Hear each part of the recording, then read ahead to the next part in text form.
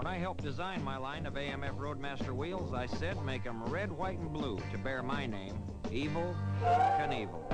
You can see they're built solid, flashy, and hip, and the bikes come with these safety tips that bear my name, Evel Knievel. So if your kids are thrilled, I know just how they feel. These wheels are real exciting and bear my name, Evel Knievel.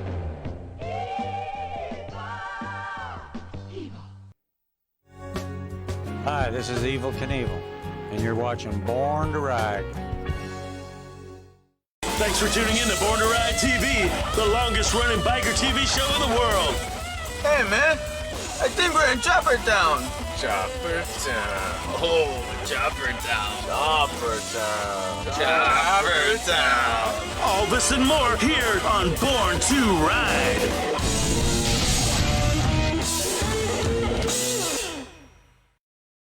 Born to Ride is sponsored in part by Rubenstein Law, 1-800-FL-LEGAL, representing riders since 1988. Offices throughout Florida, 1-800-FL-LEGAL.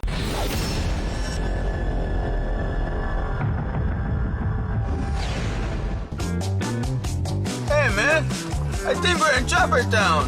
Choppertown. Oh, Choppertown. Choppertown. Choppertown. Welcome back to another edition of Born to Ride Radio on the Boss Hog Radio Network. I'm telling you, man, we got a great show planned today. We got Eric Runyon in the studio with us. Finally got me here. Yeah, man, and you know we're gonna talk about Choppertown. So Eric, let's talk a little bit about. We planned it, we worked on it, and it came together, man. Thunder by the Bay. Remember the day we met and found out we were gonna get that building, and man, everything kind of fell into place, didn't it? Well, Choppertown. I'll tell you what I remember is I remember you and me talking one morning. I said, "Hey, I got an idea." This was Ron talking to me. He said, "Hey, I got a great idea. What about if we do a Choppertown live? What if we do something big and just outstanding?" I said, "That sounds great." And as soon as he said that, you know, the wheels started turning in my head, and I started planning and started putting things together. And then about 20 minutes after the conversation started, Ron kind of looked down and he goes, "Well, honestly," he goes, "that was my wife's idea. That was all Deb's idea." But you know, it doesn't matter whose idea it was, because that show kicked some ass. And we, you know, of course we had the building. You know, when we were first talking about going out there, they had a nice spot picked out for us, and we were going to work with that. And It was going to be a tent. Yeah, we were going to have a tent. First, I thought it was a vendor spots. Yeah, and a circus tent. It was going to be a 30 by 60 or 40 by 60 tent, and we would have worked with that. And it was going to be back in the corner. Yeah. You know, we would have worked with that and done the best we could. But then, a few weeks later, 3 or 4 weeks later, Lucy calls us up and says, "What do you guys think about doing a building?" And they showed us the building, and we went out there, and our eyes lit up, and we just thought, "Man, this is going to be awesome." We got this building, which made a lot of the chopper builders a lot more comfortable, because, you know, they got $50,000, $60,000, $70,000 motorcycles, and even if they're not worth that much, that's how much they are worth to them, because they spent the last 6 months or 6 years putting them together. Right. So they wanted to make sure there was security out there. You know, they wanted to make sure they were going to be safe. So we got that building, and we started planning and putting things together. And I remember probably 2 weeks before the show was supposed to come together, I had to go out there, and one of the guys working there said, "Now, how much of this building do you need? Because there's a lot of stuff in here." Yeah, there was a lot of stuff in there. And I said, "All of it." And he said, "What?" And I said, "All of it." I said, "We got a lot of plans out here." And he goes, "Well, that's going to take a lot of work." And I said, "We need all of it." So, you know, we were lucky enough for them to work with us out at Thunder by the Bay at the fairgrounds there, and they cleaned it out for us. And I'm glad they took it all out, because we definitely needed all of it. So were they just using that building as storage or something there? Yeah. Pretty much storage, and it was that was an awesome building for it, and it turned out to be an awesome event. But I mean, that's just hard to imagine, that kind of building. It was almost like a stable at one time, where they used it for livestock. Yeah, from what I've seen, because I did some research on it, they use it's like a livestock building they use for the fair in the middle of the summer. Okay. So, you know, we put that to good use in February, and hopefully we'll be putting that to good use a whole next bunch February. of animals in there that day too. Oh, there were some animals in there. Some of them were a little bit louder than others, and we heard about that. And the whole, you know, that's a whole story that maybe our first guest can talk about, because he was kind of in on the hijinks on Saturday night. We can talk about that. But someone's on the phone right now. We've got. Who is it, Dave? It's our editor-in-chief there. When we thought about this Choppertown thing and put it together, one man we're so concerned about is Dave Nichols, because that's Chopper Daddy himself. So having Dave the nucleus behind this with the, inspiring us. And, we had to toe the line to impress Dave. So, unfortunately, he couldn't make it to the event. But, his support meant a lot to us because he brought so much to the table. And let's bring Dave on. We'll talk about some of the things he brought to the table. Hey, everybody, how you doing? Hey, Dave, how are you, man, sir? We're doing well. Chopper Daddy. Good. Hey, so what an incredible event, huh? Well, Dave, it was a big success. We have to say that, but we wanted to acknowledge what you brought to the table by making just a few phone calls to make some things happen. And one of them was the front end from Mondo, the frame from Paco, the connection to Mid USA, man. Your Rolodex is huge, man, and it really helped out to make the success of Choppertown. So, man, we can't thank you enough. But today we're talking about it, the whole event today. Yeah, I'll tell you, there just really needed to be an event exactly like what you guys created, where it was done. I mean, it needed to happen because not only did everybody need to get out there and ride their motorcycles and go to a killer bike show, as part of Thunder by the Bay, but there really isn't anything like Choppertown Live. What you guys created is totally unique and really fun. And there's no reason in the world why that can't be replicated all over the place, because that's a good time. Yeah, it was an amazing event, and it added a lot to the rally.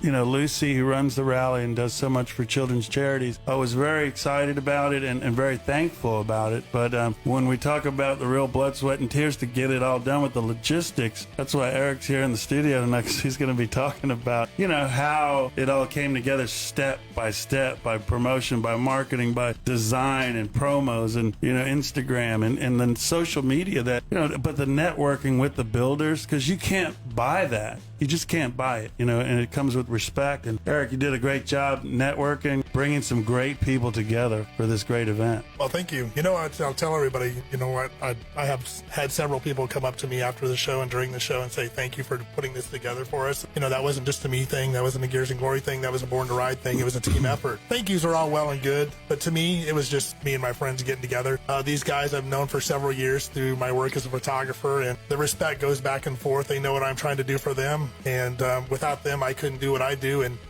it all works hand in hand. And not only that, like Dave just said, riders needed this. People needed this. We needed this event. Everybody's so tired of being stuck in the house. The COVID thing's starting to dissipate a little bit. We still need to get our shots and just, social distance and wear the mask and all that stuff, but it's not nearly like it was a year ago, and people were ready to get out and party and have a good time. And, not only was Choppertown Live a very successful event. I mean, me and Deb and Ron have talked several times, and we're happy with what we did. It's not that we have big egos and we're saying, yay, we're cool. It's just we're happy that we could do what we got to do. And Thunder by the Bay in itself was a huge success. And one of the things that we talked about was the amount of people we saw was crazy. On top of that, everybody was in a great mood. Everybody was smiling. Everybody was, they might have had a drink in their hand. That might have been helping them, but they were just so happy to be out. And just to be able to live a normal lifestyle for the first time in almost a year. And you could really see that. The people that came into our building and throughout the entire Thunder by the Bay was just happy to be there. And I'll tell you that from the time we spent up at Bike Week here, this recently Daytona, it carried over because that was just nuts as well. So, but we'll get back to Choppertown. But it was a great time. And, it was all thanks to my friends and them saying, yeah, we'll be there. I think they were just as eager to get out and get their bikes shown. And a lot of those guys don't have a lot of big egos, but they have beautiful motorcycles, and they do like for people to appreciate what they do. Even if they don't have huge egos, it's nice to sit back and say, hey, that's beautiful. How do you do that? Yeah, what I noticed is it's a younger demographic across the board. I mean, a lot of the builders that were there were kind of younger, but it reflected in the youth coming in and appreciating it too, and really seeing something that they really liked. Right. And then, that's what Lucy said to me on Sunday. She said, the one thing that she really liked about Choppertown Live was the younger demographic, the much needed younger demographic. We hear all the time that Harley's having problems, and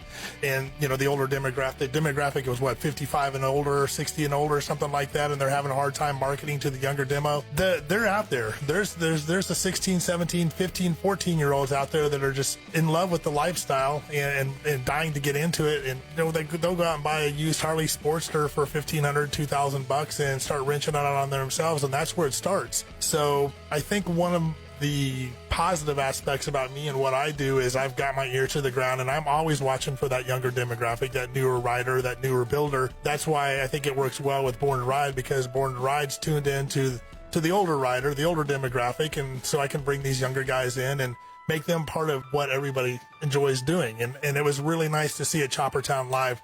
There was a great mix. There's a great demographic across the board. It wasn't just the old road dogs, and it just wasn't the old, the young 20-year-olds. It was a good mixture of everybody, and that's what really makes me think that we did a good job. Yeah, and each demographic was very accepting. Yeah, they wanted to know. They had a thirst for knowledge. Yep. And then the young kids were building bikes that are older than they are. Yeah. Some of them were older than their father. Yeah, and that was really refreshing from my point of view. Right. Like what you said, you got the old road dogs there that were like, thank God there's somebody coming in and doing what we did 45, 50 years ago. Yep. And the young kids were talking to the old guys, and the old guys there was a mutual respect all across the board. Yeah. It was one of the best events I've been to in a long, long time. Yeah, and Joe's here from FTW, and Joe is one of our sponsors as well, stepped up and helped with the the bike show gave away $1,000 to the winner. So we're gonna be talking to Fish too in a little bit. He's gonna be calling in. But another thing that you did to give value to your friends and to the builders that were there is you had a setup and you're able to film like in a studio, because guys, we have a 10-page story in the magazine. I was going to ask Dave how powerful it is when you do a story or when you do an event and then you can back it up with media so quickly and do 10 pages. Some of those photos were done in a studio setup live at Choppertown, but it looks like it was inside some amazing conceptual studio. So, I mean, that brought value as well, Eric. Well, I'm not as lucky as my buddy Michael Lichter, who has his own studio built up at Sturgis at the Buffalo Chip. He has his show up there every August, and he gets to do his own thing in his own studio. But I'll make what I have work, and we'll put a portable studio in a corner somewhere, and it might not look perfect, and the lighting might not be perfect, but you know what? I'll work with what we have, and we'll knock out some killer pictures, and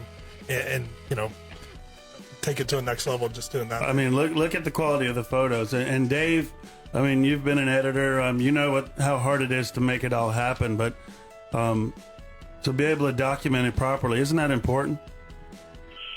I'll tell you, it's key, because what you get when you do a show like this is you get fresh bikes that have not been to a show before. A lot of times, they make a debut at a show like this show we're talking about. And what that means to the magazine is you get fresh bikes that no one else has seen before in the pages of Born to Ride magazine. And that's what we did for years. We would get the best bikes from all over the country at bike shows, shoot them right there in studio, and then you've got, a bunch of bikes that are in the can and ready and waiting to go into the magazine. And especially when these are bikes that are the best of show winners, they're the best bikes that you get from anywhere, and no other magazine can touch that. Because, it's like you go to Daytona Bike Week and you see a bike sitting somewhere, and all the editors are there, and they're like clamoring over trying to get a bike for their magazine. That's what it used to be like.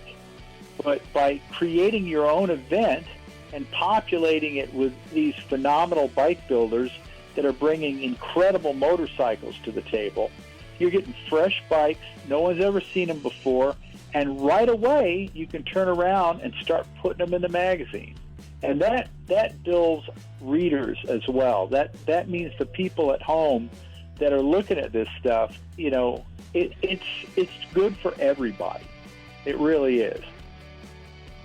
Yeah. Well, I want to mention, I was there Friday evening, and I mean, Eric is doing this photography while people are just clamoring around, walking. I mean, in other words, I'm looking through the magazine, I'm seeing some of the photos, and I'm thinking, Eric was doing this. It wasn't an isolated where, in other words, he was doing all this photography, pulling it off while people were just walking around looking at the bikes and the motorcycles. You did a great job, Eric. Well, it was like Moses parting the sea. Well, you know what? I didn't really part anything. I had to wait for it to part itself. Yeah. And I know we looked at each other a couple of times, and I would be ready to take a picture, and then all of a sudden 6 people would stand between me and the bike and start looking at the bike. And, I don't want to tell them to move because they're appreciating somebody's artwork. So you just got to be patient. I told my son one time, we were talking about photography, and I've told other people before, and they'll say, well, what is it that you do? What's the one thing that you can tell me to make my work better as a photographer? And I'm like, patience. You got to have patience. Just wait it out. If you already see the shot in your head, wait for it. Don't try to make it happen. And that's a perfect example. It's not the best of situations. I've shot in great studios before, and of course I'd rather do that, but you got to work with what you have, and you got to be considerate and respectful of the people, and just let them look at the motor. It only takes me a second to take the picture, so let them walk on. And sometimes it's like hunting. You set up your shot, wait for the deer to come by, then you shoot. Same thing with people. Like if I see a hot chick coming, we know we got to shoot it because, people like to see that, and sexy stuff is good, nothing tacky, but, you just look for the flavor. So when you see it, you kind of wait for it to come by because sometimes you can't just jump out and say, hey, let me get your picture. Yep. So it's patience is a great virtue in what we do. Yeah. And Joe, man, it was off the chain though, right? You met a lot of great people because you were new to meeting a lot of these builders. And what was the vibe like to you? It was awesome, man. I never left that building for 4 days. I didn't see anything else in Thunder by the Bay. I was in that building, and I had the best time of my life because I had a drag truck there. I had a couple old bikes there, and everybody was asking me questions about this and that. And I like to explain about it. Because I studied the history of old motorcycles and stuff. I want to know where they came from, how they were developed, what they did with them. Like everybody says old Harleys leak oil to mark their spot. That's not true. They were lost oil systems. They were meant to do that because they had no filtration like we have now, and it would suck dirt up and it would sand down their parts. They can't afford to buy parts, so we just dumped the oil on the dirt roads. That's what they did, And it's just a lot of cool little things that I had older guys that are older than me, even if you can imagine that, were sitting there and they were like, wow, I didn't know that, And that was cool to educate people. Yeah, and the young sure. kids, their jaws hit the floor. They were like, wow, that thing's like 75 years old, and it still runs, man. Yep. Well, I was laughing when he just said he didn't leave the building in 4 days. I left the building twice, and I think one night I ended up in the food tent with Ron, and we were just relaxing after a 14-hour day. And then the next day, I left for about 5 minutes, and all hell broke loose. And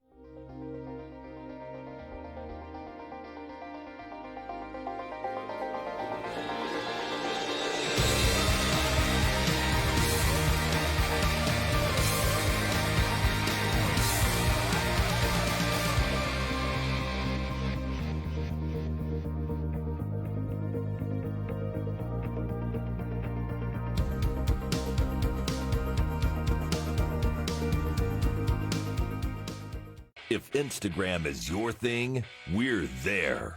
We're everywhere. Follow us at #Born to Ride Motorcycle Media, your #1 motorcycle resource. I'm Kevin Mack from Counting Cars on the History Channel. I'm Danny, a.k.a. the Count Coker, and you are watching Born to Ride TV. Stay tuned.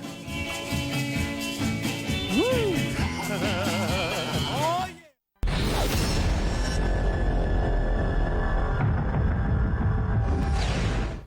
Oh, and what a grand opening to the show. Welcome to Born to Ride Live. I am the Flash Man. That guy.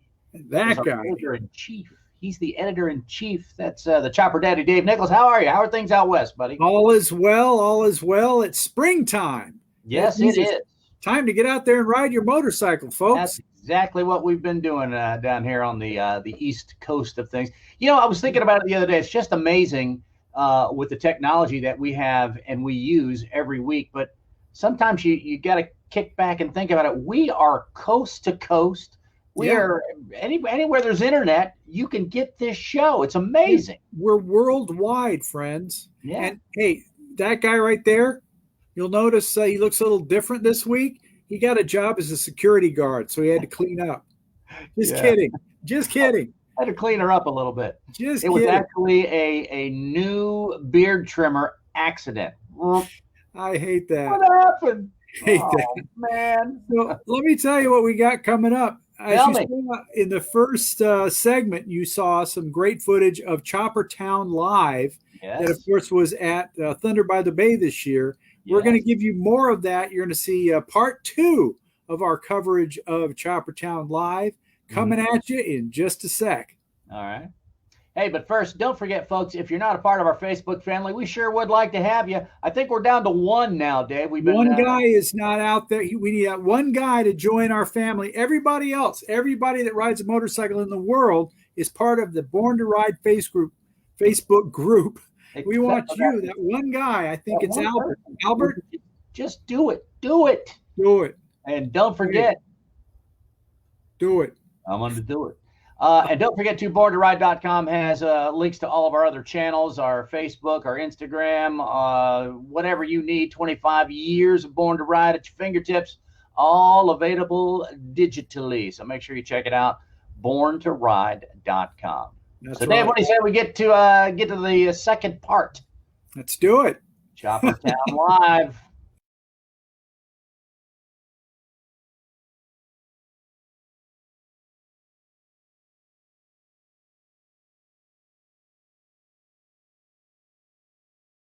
Hey y'all, it's Trace Atkins.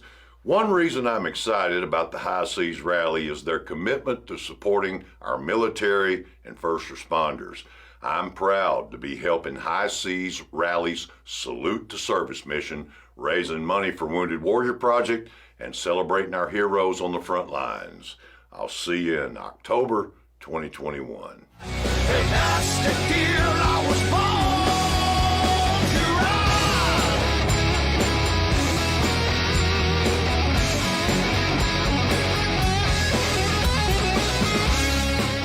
Hey, it's Debbie with Born to Ride. Tune in every Thursday, 7 to 8 p.m. on the Boss Hog Radio, a fast hour of good talk. Good biker talk, what you really want to hear. You know, I think we might have somebody on the line that might be able to talk to us a little bit about that. We've got George from Good Looking Customs here. There we go. And George is one of the winners of the Paco frame, and maybe we can talk a little bit about how he won that about his motorcycle. And so I'll let you take it away. Hey, George, are you there, buddy? Hey, Eric, how you doing? I'm doing good. You happen to be on the radio show tonight? Oh, yeah, something totally different than normal. There you go. Man, thank you for how we all doing today. Thank you for coming on today, George. Good Looking Customs, man. Thank you for having me. Yeah, man. Thank you. Good Looking Customs. That says it all. You know, I've known your bikes and known your work for several years, and we've kind of crossed paths in the same circles. And you know, I'm accustomed to what you do and your style. All great builders have a distinct style, mostly. And you know, I think it was Friday when I was setting everything up, and actually I was putting the studio together, and you rolled in the middle of the building with your pickup truck and the trailer and started unloading bikes. And I remember one bike in particular, I said, "Whose is that? Where did that come from?" He said, "That's mine." And you know, it was absolutely mind-blowing. It was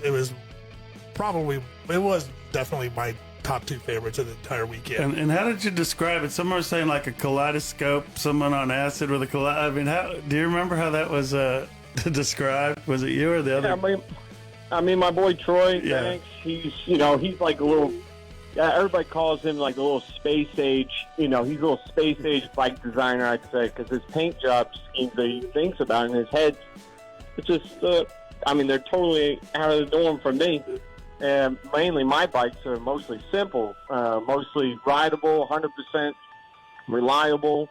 I mean, I just like bare bones type of bikes. When he approached me on trying to make something a little bit different, I was like, let's just make something completely out of the norm for me. Make it as radical as possible and as shiny as possible. Because, I guess a lot of people say that me and him are both act the same way as the bike is. We're both over the top in some aspects of one another. Well, you accomplished that mission with this bike. What was the name of that bike? We named it Bougie. Bougie, that's right. Bougie. I was 100% sure I didn't want to say it wrong, but I'll tell you what. No, you're all right. That thing was just, there was so much color there, and I think I described it once in an Instagram post that there was more color and more bling there than a strip club on a Las Vegas street on New Year's Eve. I mean, it was just You couldn't see it. It was like a light, it was like a light from a lighthouse. You'd walk in and bam, there So, it George, was. tell us about the bike, man. Some of the blood, sweat, and tears you put in there, but the concept, your vision to create this beautiful work of art as well as a functioning motorcycle. All right. Well, we contacted our friend Jason Feltham. He owns Feltham Fabrication, and what he does, he's a really talented young painter, who's really not known for motorcycles, mainly known for doing like mini trucks, and he does a phenomenal job, as you saw. So we just wanted to take his artistic ability and mix it with our artistic ability and make something as bright and as shiny and something that would stick in somebody's head like, damn, did you see that chrome bike? Damn, did you see that paint job? And then did you see all the little trinket pieces? I mean, I feel like that bike can be looked at in different ways from all types of individuals. Some people might like the paint. Some people might like the details. Like, I'm all about details. The wiring, that's got to be critical for me, because that's what I did for a major job for my whole life so far. A lot of people don't know that. I did electrical design for a long time, so electric is mainly the big thing for me, making sure everything is super solid, tight, hidden.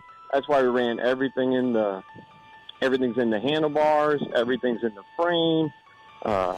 You just can't see anything but 3 wires.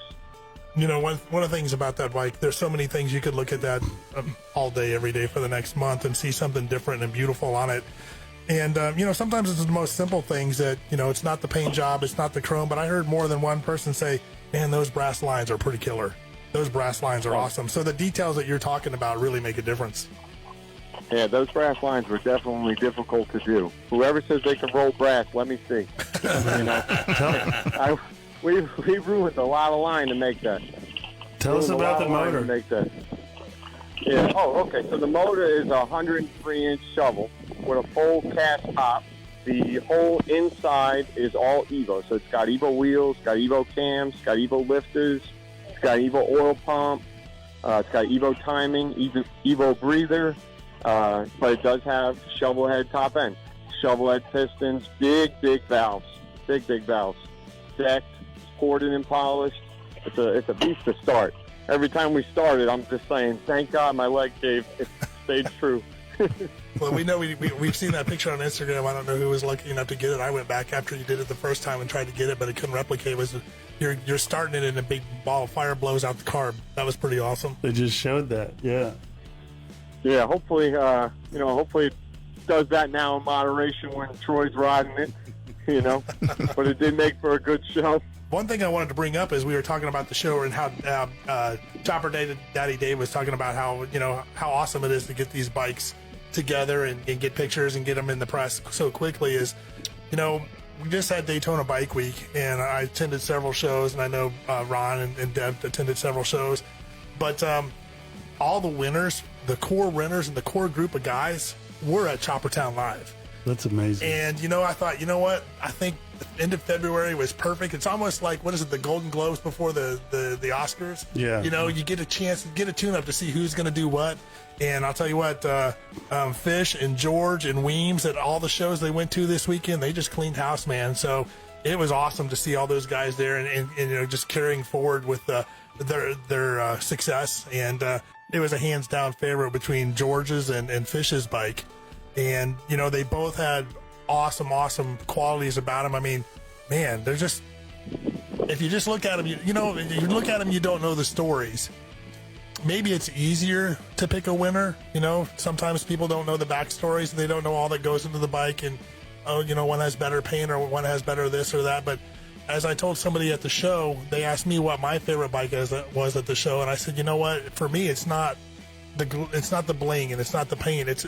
For me, it's the story behind those bikes. And once you know the story behind the bikes, then you get a real appreciation for what's going on. And it might not be the most meticulously best built bike in the whole show, but there's stories there that what these guys went through to make this bike happen. And once you know that, then you appreciate it all that much more. So the good and bad thing about knowing the history of these bikes is, if you know the stories, you might pick it for different reasons than somebody just looking at just the material outside stuff. And George's bike with that kaleidoscope of colors, He's got the 23-inch wheel on the front of that. I believe was with a was it Invader wheel there, George? Yeah, I got a custom made from Lead Sled. Made us a 23 in the front. That was originally supposed to be on a different motorcycle that we were going to be building, but when we threw it on there just to roll the bike around, I was like, this needs to be on here. Like, this is it. Yeah, I love that 20. And you have 16 on back, correct? 18 in the back by 150. 18 with a 150. Yeah, I mean, it really goes together well. And, you know, how it was set up was the main winner was going to win the Paco frame, the Mondo Denver's Choppers front end, and $1,000 from our man here, Joe. Yeah. But, you know, there was a decision made once we... Well, and yeah. you were part of that kind of figuring it all out with Bill Dodge on the phone. And, yes, sir. You know, so some right-on stuff happened. So George, who's on the phone with us now for Good Looking Customs, could also be a part of this celebration. Right. Well, that was some right-on stuff. Yeah, that was awesome. And you know, my hat's off to Fish. Fish, you out there, buddy? No, not yet. He's not. How are you guys? Okay, there he is. Oh, so you know, here's Yeah. the deal is that, cool. you know, like I said, from the beginning, it was a clear cut. People loved both of these motorcycles. And even before the show started, we talked a little bit, you know, probably it was even 2 or 3 weeks before the show. I said, Ron, do you think we should give everything to the first place winner, this Builder's Choice, or do you think we should spread it out a little bit? But by that time, we'd already let the media know, hey, the first place winner is getting everything. So, you know, one of the things I always said about the show is that I think we did a good job, but I know what we can do better next time. So, we'll spread it out spread it out a little bit more next time. So we were supposed to do the announcements about 4 o'clock on Sunday, and I took Fish aside about 2:30, and I said, Fish, look, I got to tell you something. I said, your bike is the clear-cut winner. I said, but George is right behind you. And I have Bill Dodge on speed dial. We've been talking all day, and he wants to be part of the decision as well because that's his namesake is in the award. And Bill was all torn up inside because he knew the blood, sweat, and tears that George had put into this bike and how much of a stretch it was for him to go completely outside of his comfort zone and put this bike together. And he was torn because he didn't want to say, I like Fish's bike better than George's. He loved them both for different reasons. And he really couldn't make a decision with good conscience. He didn't want to disappoint anybody because we all know Bill and we all love Bill. We all know his intentions are greatest. So after I got off the phone with him, I talked to Fish and pulled him aside. And I said, look, you know, this is the conundrum that Bill has put himself in. And I said, he's really sweating over this. I said, what do you think?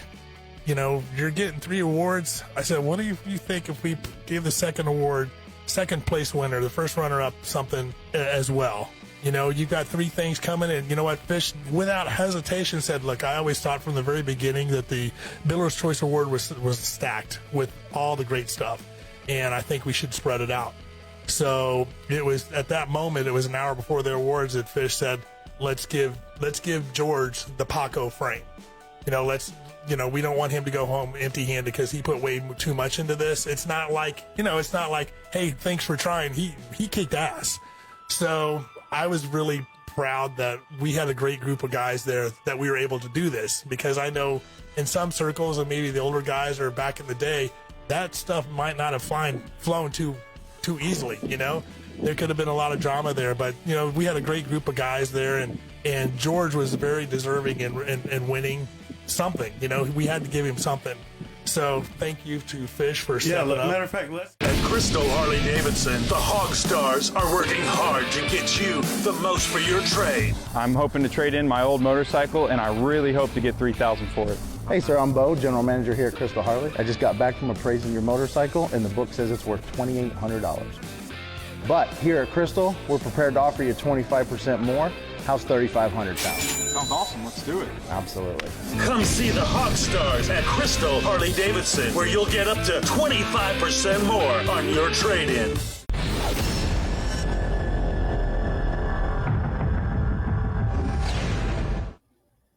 That's exactly how I look after partying with a bunch of bikers at Choppertown. And proud to say I was there at Thunder by the Bay, and I was talking with.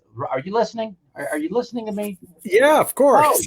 Oh, I thought that was you, Dave. That was Wasabi. That's Wasabi the Thug. Yeah.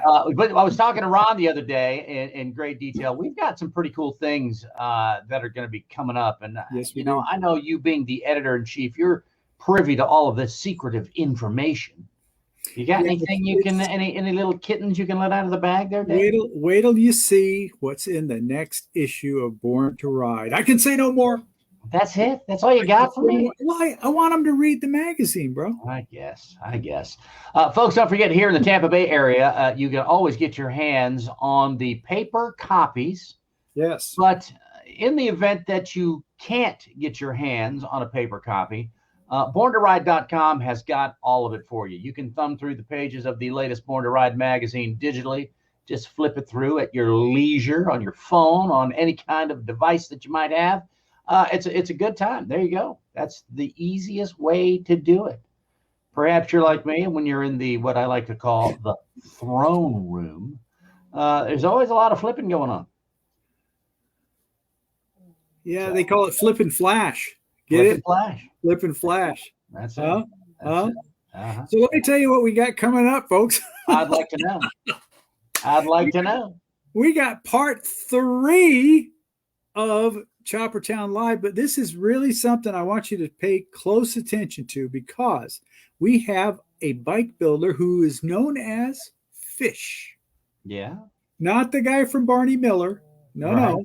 Right. This is James Alcorn, who is an incredible bike builder, and he won the Best of Show bike at Choppertown Live. This is the most amazing, gorgeous panhead you have ever seen, and he won all kinds of cool stuff. He had a handmade custom Springer front end by Mondo of Denver's Choppers that he won. $1,000. I mean, that was from our friend from FTW, the welder.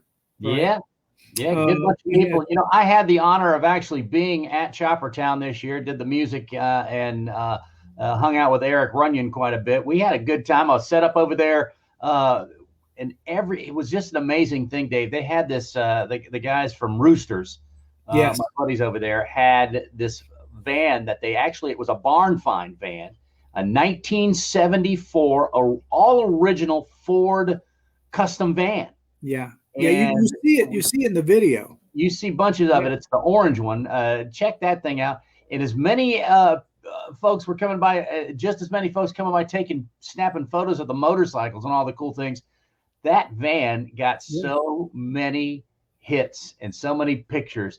And it was just amazing to me because everybody sort of was reminiscing about their days. Their special days in a van like that. That's right. Yeah.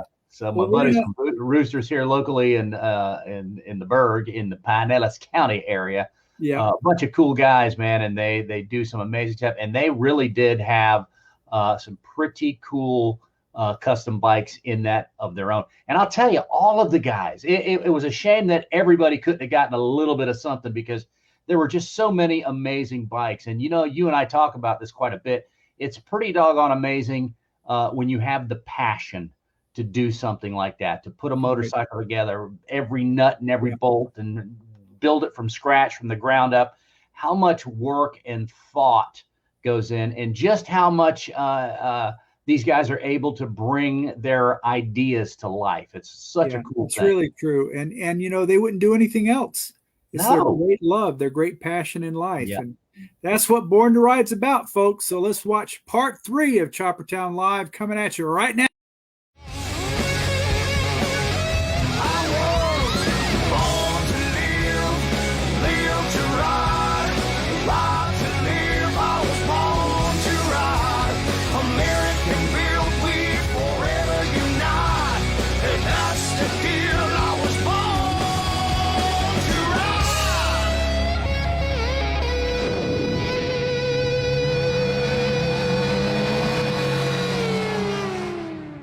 Fish, thanks for being on the show, but let's get right to it. What were you thinking, and how did that happen, man? What's your side of the story on this? Well, you know, I thought George won. You know, you're humbled when you win something like this stuff, but like Eric was saying, the prize that's a lot of stuff to give to a winner, and that's the right thing to do, to spread it around. That was way cool, man. And so, Dave, what do you think of that motorcycle? You got anything to ask about it? Yeah, I got to tell you something. You know, this is. You can ask Eric this. This is a true thing. You know, thanks to you, Ron, because you did a video walking through the whole building, and it's at least a half-hour video. It is. Yeah. And what Ron did is he took a camera and he just walked through from the very, outside of the building. We can see the signage and everything. And he walked through and he took his time and he looked at every bike in the building. And you can ask Eric, this is absolutely true, because I don't know what day that you did that, Ron, but it was well before, anybody picked winners of the bikes that were in the building. And I picked that bike for Best of Show. I mean, if that were in one of our bike shows, that bike would have been Best of Show. And it has to do with when you walk up on a motorcycle, it just sits right.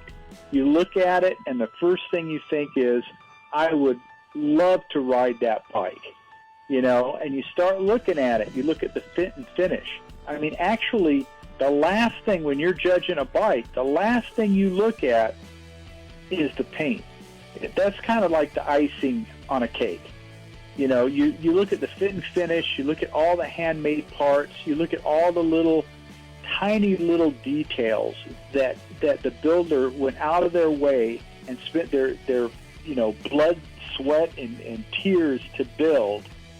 And the last thing you look at is things like the paint and the seat. And on this particular bike, the builder did everything.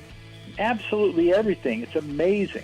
And, Eric and I were going back and forth texting, and I said, that's your bike. That's your winner right there. And it's just, there were a lot of beautiful bikes there, but that one stood out. That one it ticked all the boxes, as they say, Well, so congratulations, really, on that motorcycle. Gorgeous bike. Fish, tell us about that motorcycle, because it was the winner. It took about 10 months to a year to build. It started in the tail end of 2019, and it had a bunch of different designs that was going to go on with it. It was being built for the People's Champ competition for Born Free of last year, and it was kind of tricky because in the beginning, it's a competition where you make different tiers of completion to advance in the competition. So at the beginning, it wasn't really supposed to be such a crazy show bike, but they challenge you to do, the idea is to do everything yourself. So the bike, it morphed throughout the process, which was challenging because, in a good way, because you're learning and trying to do different stuff that you normally wouldn't. Design areas and all that stuff. So the paint job is split down the middle.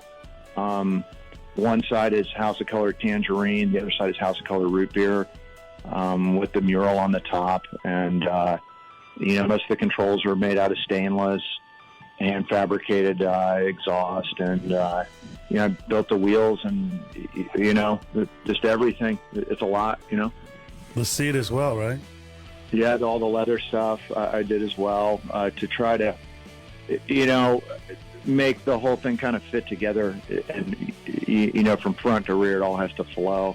And, it's a big design challenge to do something like that. George's bike does the same thing. Yeah. The whole thing fits together. And a lot of people don't understand that. I would say, honestly, I probably stewed on that for close to a month before moving forward with everything you're going to do like that. And a lot of these bikes that you see out there that are of the level of George's and a ton of other people out there, it takes a lot of planning to get it all to fit right. So you gave away the Paco frame. You had $1,000 from Joe here, and then tell Thank us you about, again, Joe. Anytime, brother. You did a great job. And tell us about the impact of the Mondo factor from Dave Nichols' connection and Mondo just welcoming builders like you guys to carry on that great tradition. And he told me himself, man, he really, really appreciates the vision that you guys are having. Well, I can tell you what, that frame, that front end I'm going to build a crazy bike around that thing. Well, that's what I'm hoping we'll see next year. Mondo's coming to the next one. He's going to be there. He's talking about coming to the next one, so that'd be awesome. So the factor of that, was that cool or what? Man, it's so cool, and that's a very impressive part. Everything about that front end, and I have a huge amount of respect for Mondo, so that to have that front end sitting in the shop, it's almost like it haunts me every day when I walk in going, better get on it. So there's a little bit of a plan. I don't know if it'll make it. We'll see what happens for next year, but definitely within the next year and a half, I plan on making a pretty serious motorcycle around that front end. I wanted to ask you about the tank, man. That artwork on the tank. Tell me about that lion, or is it a tiger? I'm sorry, It's tiger. a tiger. Tell me about that tiger, man, because it's one of a kind. You just don't see them like that. Well, the tiger is, I'm fortunate that one of my closest friends, I got to kind of give credit where credit's due.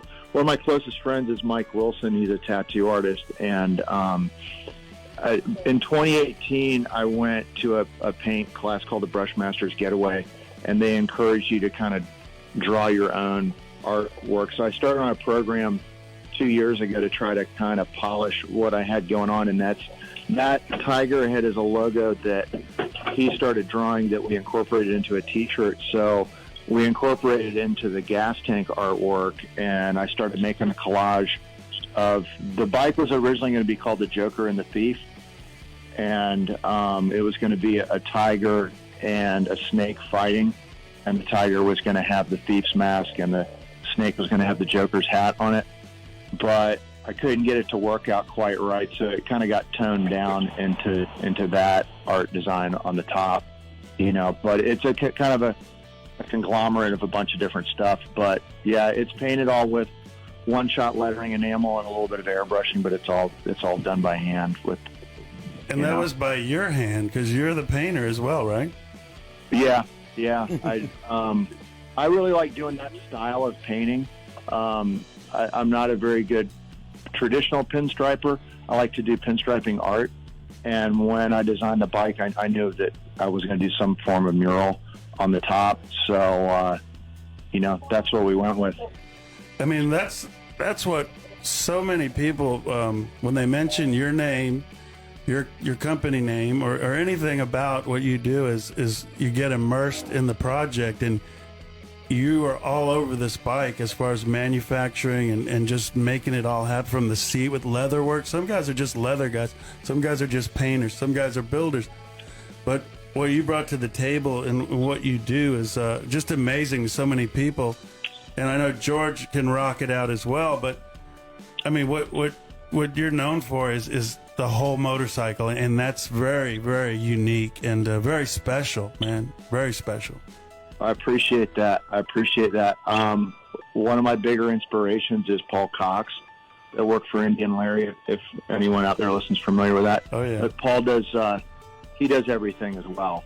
And, it started kind of out of necessity when I started doing this as a profession almost 8 years ago. I've been fooling with Harleys for 25 years, but 8 years ago I jumped into it as a profession.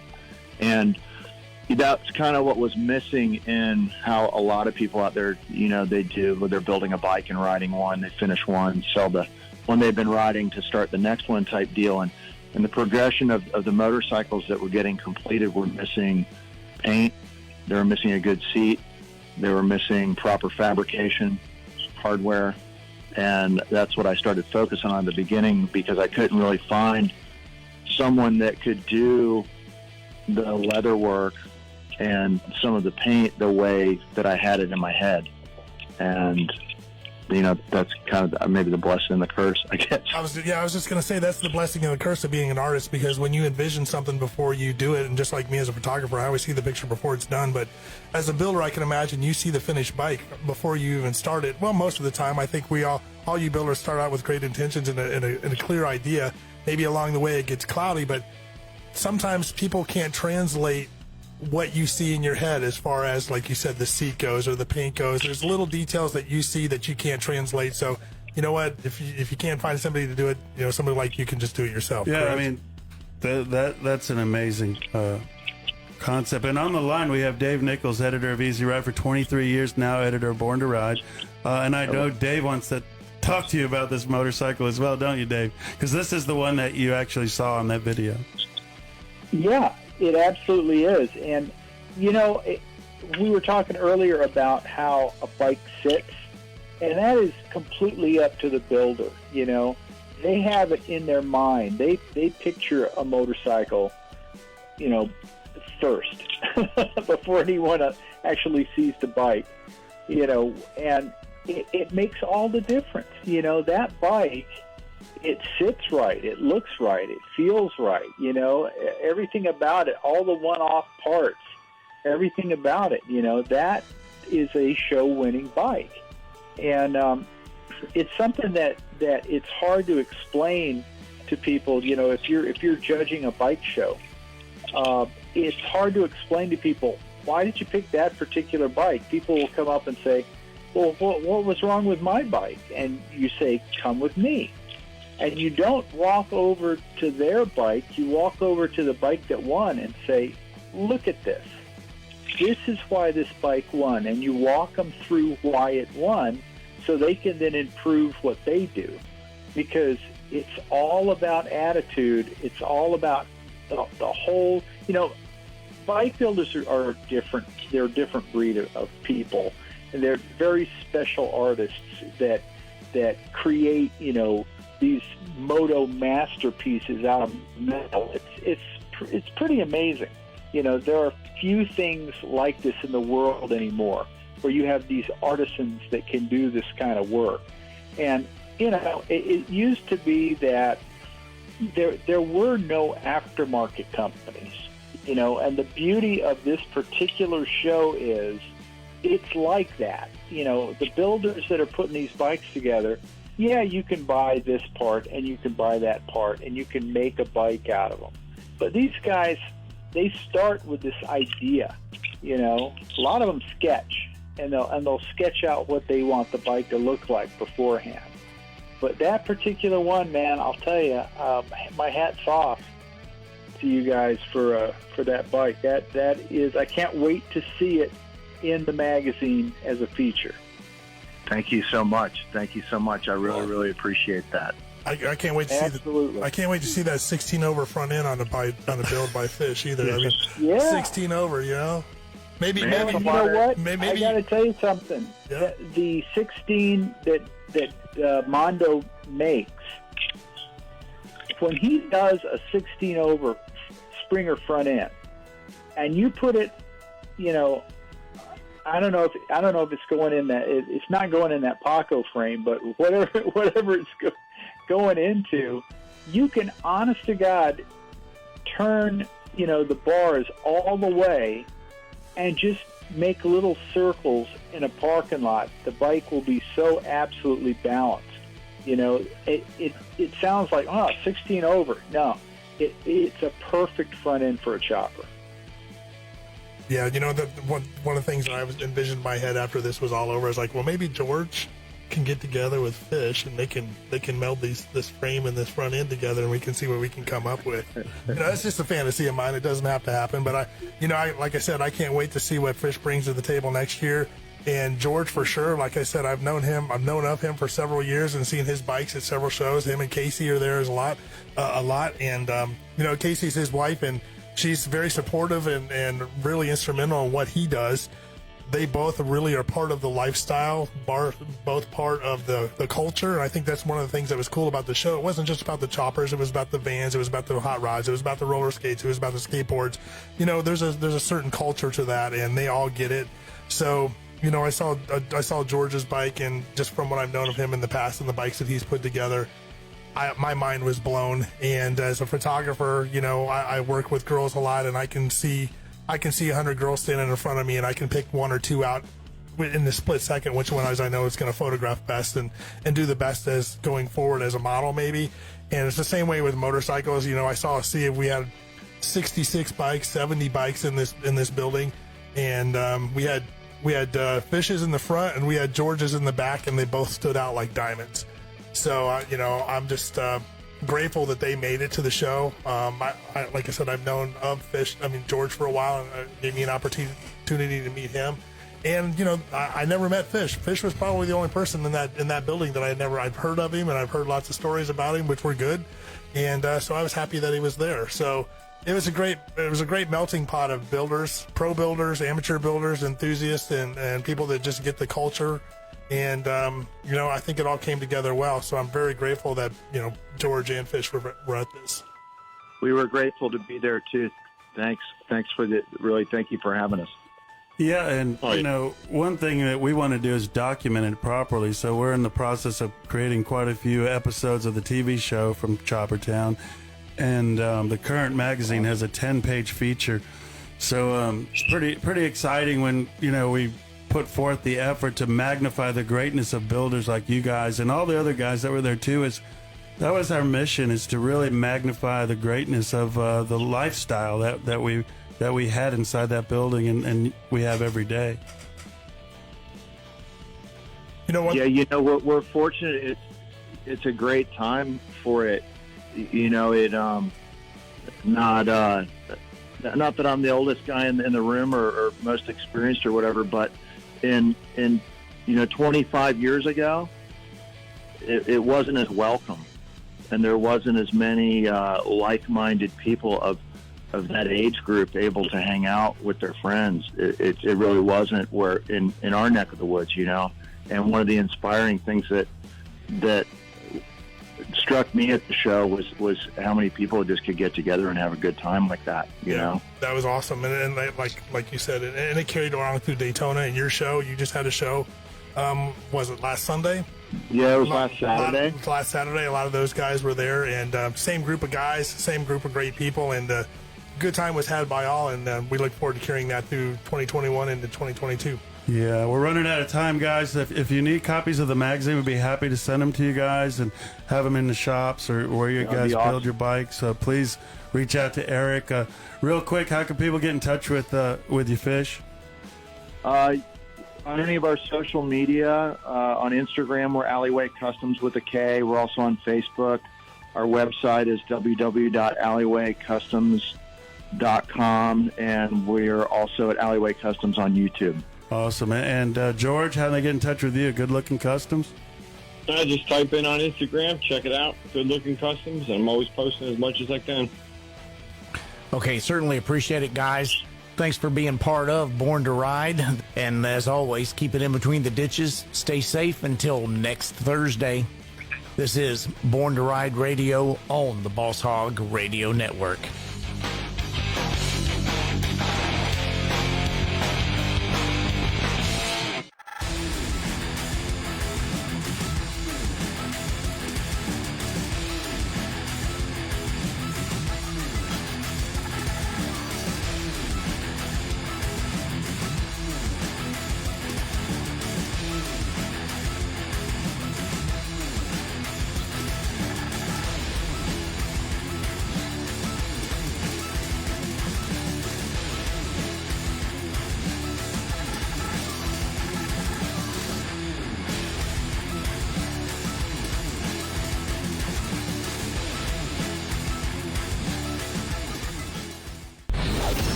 Drag another one up for the books there, Big Dave. The hour has flown by once again here. Wow. Live. Wow.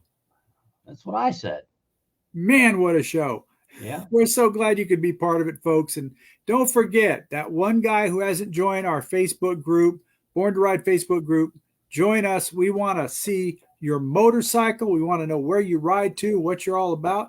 That's part of the brother and sisterhood of riding motorcycles. Hey, real quick too, Dave, a lot of times we feature our viewers and listeners and thumb flippers pictures in our magazine. Yes, we do. Get their bike featured in the Born to Ride. What he's trying to say, folks, is you can get your motorcycle seen on the pages of Born to Ride magazine. Just send pictures of your bike and yourself to me, editor at borntoride.com. That's all you got to do.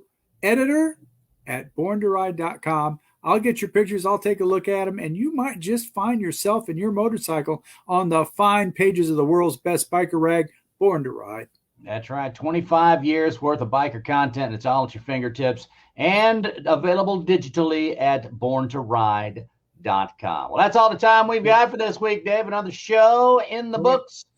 See you next week. Next week, same time, same bad channel. Thanks, folks. You guys have a great week. Check out the all-new borntoride.com with radio, TV, industry, adventure, events, magazine, social media, and much more. It's the all-new borntoride.com.